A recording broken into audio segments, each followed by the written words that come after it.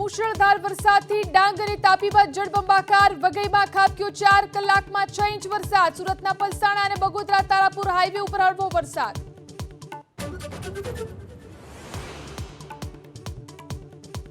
કચ્છ જિલ્લામાં હજુ પણ 8 રસ્તા પર વાહન વ્યવહાર બંધ. 75 રસ્તાને નુકસાન થયા બાદ પંચાયત વિભાગે 47 રસ્તાનું કર્યું રિપેરિંગ કામ.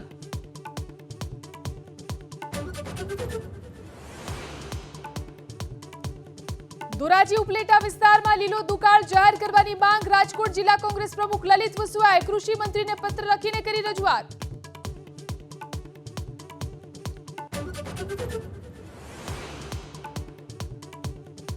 સુરતમાં વકર્યો પાણીજન્ય રોગચાળો. ડેન્ગ્યુની અસર બાદ મહિલાનું મોત તો ઝાડા ઉલટી અને તાવ શરદીના કેસમાં પણ વધારો.